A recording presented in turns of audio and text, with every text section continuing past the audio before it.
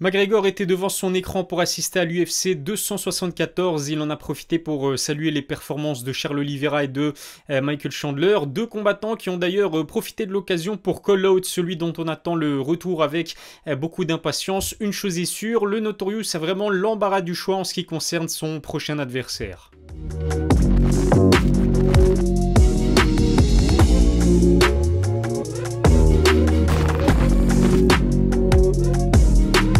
Salut à tous, c'est Elias, on se retrouve aujourd'hui pour une nouvelle vidéo. L'UFC 274 s'est achevé il y a un peu plus d'un jour. On a eu le temps de se remettre de nos émotions après un combat principal expéditif et puis surtout un Tony Ferguson KO pour la première fois de sa carrière. Conor McGregor était comme nous devant son écran pour assister à la soirée et comme à son habitude, il avait beaucoup de choses à dire sur Twitter.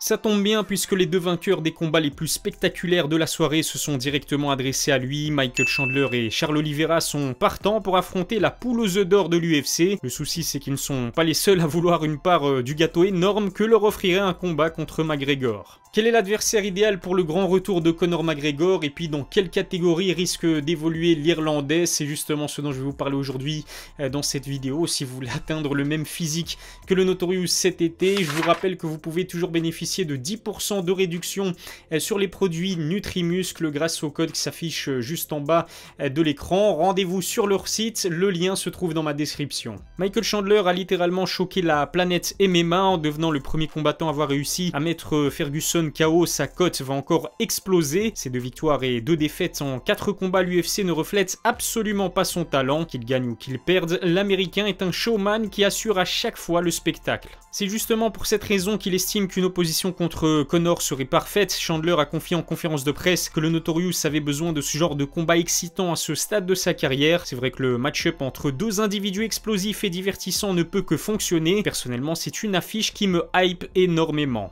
Je ne suis pas le seul à le penser puisque questionné à ce sujet après l'UFC 274, Dana White a annoncé qu'il était vraiment très chaud. Pour lui aussi, eh bien, le style de Michael comme de Conor est parfait pour faire de ce combat un véritable feu d'artifice. Si le président de l'UFC est partant, ce Chandler-McGregor risque de se faire dans les années, voire même dans les mois à venir. L'autre bonne nouvelle, c'est que le principal intéressé est lui aussi emballé. Conor a félicité Michael Chandler pour sa belle victoire contre Tony Ferguson. L'Irlandais a également apprécié la proposition de l'Américain à l'affronter chez les poids welter. Si l'on en croit ce qu'il a dit sur Twitter, ce combat se fera un moment ou un autre. En revanche, je ne pense pas que McGregor veuille en découdre contre Chandler dans un avenir proche. Quand on voit la shape actuelle de l'ex-double champion de l'UFC, ça ne fait aucun doute, Conor ne retournera pas chez les poids légers de sitôt. Dans un tweet finalement supprimé, le Notorious avoue se sentir bien avec son physique massif. Il avoue également qu'il n'est plus très chaud à l'idée de passer par un cutting pour évoluer à 70 kg. Il y a donc de très grandes chances que son prochain combat se fasse chez les poids welter.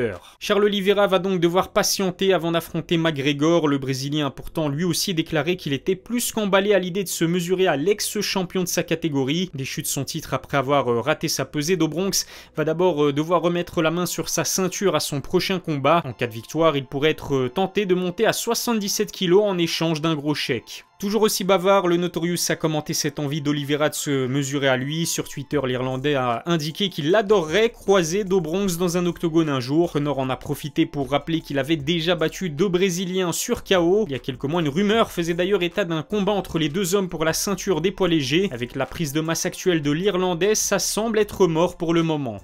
Stylistiquement parlant, je trouve que Conor a beaucoup plus de chance face à un Michael Chandler plutôt qu'un Oliveira. Le Brésilien est beaucoup trop complet et pourrait facilement décider d'amener le combat au sol. C'est vrai que Do Bronx prend beaucoup de coups, mais il a prouvé contre ses 3 derniers adversaires que ça ne voulait rien dire. Chandler est extrêmement puissant, mais son goût trop prononcé pour la bagarre pourrait le nuire face à un contreur comme Conor. En tout cas, la catégorie des poids légers, elle est tout simplement exceptionnelle. Son top 10 est certainement le plus relevé de tout l'UFC. Au-delà d'Oliveira et Chandler, Conor pourrait y affronter des adversaires très intéressants. Justin Gaethje et Tony Ferguson, les grands perdants de cette UFC 274 en sont un parfait exemple, mais le Notorious ne semble avoir ni l'envie ni la capacité à continuer à évoluer à 70 kg. Aussi bizarre que cela puisse paraître, Kamaru Usman semble toujours être une piste privilégiée par McGregor. Il y a quelques semaines, il avait confié se sentir capable de mettre le Nigérian KO. L'objectif affiché, devenir le premier triple champion de l'histoire de l'UFC. Si les fans de MMA pensaient à une blague, Conor, lui, est très sérieux. Le pire dans tout ça, c'est que Dana White serait tenté de le faire. Le président de l'UFC a répondu à cette déclaration fracassante du Notorious en disant que c'était plutôt intéressant. Certaines rumeurs incroyables viennent alimenter ce combat potentiel. L'organisation aurait tenté de convaincre Leon Edwards de renoncer à son title shot prévu contre Kamaru en juillet en faveur de l'Irlandais, à prendre bien sûr avec des grosses pincettes. J'en ai déjà parlé dans une précédente vidéo, mais je ne vois pas comment Conor pourrait l'emporter contre Kamaru. Le champion des poids welter est plus grand, athlétique, en très grande forme et beaucoup plus complet. On a vu lors de ses derniers combats qu'il avait la puissance pour faire très mal avec ses poings. McGregor risque de passer un sale quart d'heure face au numéro 1 pound for pound.